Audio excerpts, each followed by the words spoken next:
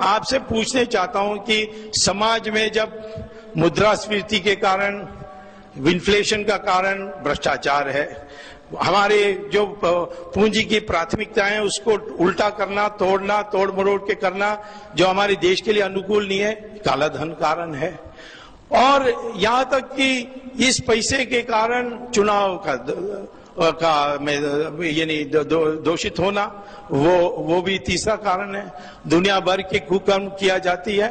और electronics voting machine जो बनी है उसमें जो माइक्रो कंट्रोलर है वो कौन बनाता है? वो जापान बनाता है, जापानीज कोई कंपनी बनाती है।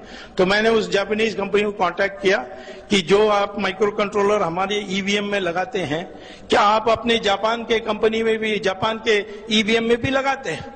तो उसने कहा हम कोई पागल हैं, हम तो ईवीएम नहीं उपयोग करते हैं, हम तो बैलेट पेपर में चलते हैं। आपको आश्चर्य हो, जापान बैलेट पेपर में है, अमेरिका बैलेट पेपर में है, इंग्लैंड बैलेट पेपर में है, अब जर्मनी सुप्रीम कोर्ट के आदेश के बाद वो भी बैलेट पेपर है। सिर्फ हमारे देश में ये इलेक्ट्रॉनिक मशीन की उपयोग की जा रही है। तब भी जब मैंने कोर्ट में केस डाली तो हाई कोर्ट ने पूछा मुझसे, कोई ऐसा आप सुझाव दे सकते हैं कि मशीन का भी उपयोग हो और धांधली भी ना हो?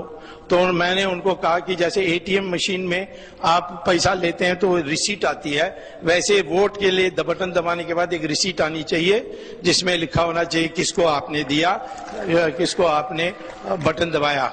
और उस चिट को बाहर ले जाना नहीं चाहिए, उसको बगल में एक बॉक्स में ही डाल देना चाहिए। उस बॉक्स में डालने के बाद जब कोई विवाद आती है तो उसी की वो पर्चा की गिनती होगी, मशीन में दोबारा बटन नहीं दबाई जाएगी।